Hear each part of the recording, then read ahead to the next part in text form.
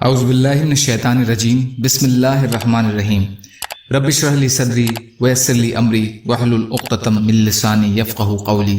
ریاض الصالحین دوسرا حصہ۔ اجنبی عورت اور بنا مونچھ داڑھی والے حسین بچے کی طرف شرعی ضرورت کے بنا دیکھنا حرام ہے۔ اللہ تعالیٰ فرماتے ہیں آپ مومن مردوں سے کہہ دیجئے کہ وہ اپنی نگاہیں نیچے رکھیں، یعنی محرمات کی طرف نہ دیکھیں۔ سورہ نور آیت نمبر 30 کا ترجمہ۔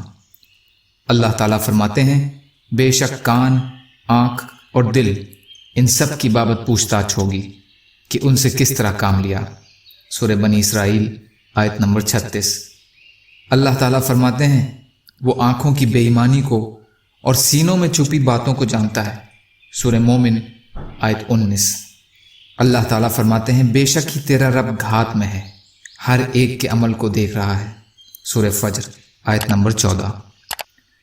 حضرت ابو ہریرہ رضی اللہ تعالیٰ عنہ سے روایت ہے کہ نبی اکرم صلی اللہ علیہ وسلم نے فرمایا ابن آدم انسان کے لیے اس کے زنا کا حصہ لکھ دیا گیا ہے، وہ بے شک اسے پانے والا ہے۔ آنکھوں کا زنا نامحرم عورت کی طرف دیکھنا ہے، کانوں کا زنا حرام آواز کا سننا ہے، زبان کا زنا ناجائز کلام کرنا ہے، ہاتھ کا زنا ناجائز پکڑنا اور پیر کا زنا ناجائز کام کی طرف چل کر جانا، اور دل خواہش کرتا اور آرزو کرتا ہے اور شرمگاہ اس کو جھٹلاتی ہے یا اس کے بابت بتاتی ہے۔ بخاری اور مسلم، یہ الفاظ مسلم کے ہیں اور بخاری کی روایت مختصر ہے۔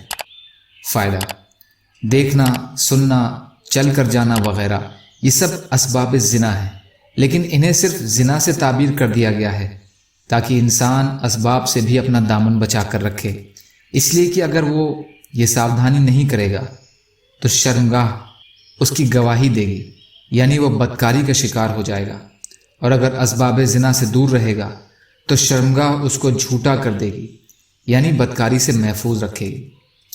اسی لیے کہا جاتا ہے کہ پہلے نظر، پھر مسکراہٹ، پھر سلام، پھر کلام، پھر وعدہ اور پھر ملاقات، ان تمام مرحلوں و اسباب سے الگ رہنا ضروری ہے۔ اللہ تعالیٰ کہنے سننے سے زیادہ عمل کی توفیق عطا فرمائے۔ یا اللہ سچی توبہ کی توفیق عطا فرما دیجیے۔ یا اللہ ہم سب کو معصیت سے بچنے والا بنا دیجیے۔ یا اللہ رحم فرمائیے، کرم فرمائیے، ہمارے دلوں کو پاک کر دیجیے۔ یا اللہ رحم کا، کرم کا، عافیت کا، درگزر کا معاملہ فرما دیجیے۔ سبحان اللہ و بحمدہ، سبحانک اللہم و بحمدک، اشہد ان لا الہ الا انت، استغفرک و اتوب الیک۔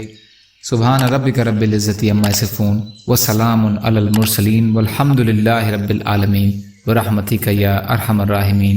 لا الہ الا اللہ محمد رسول اللہ۔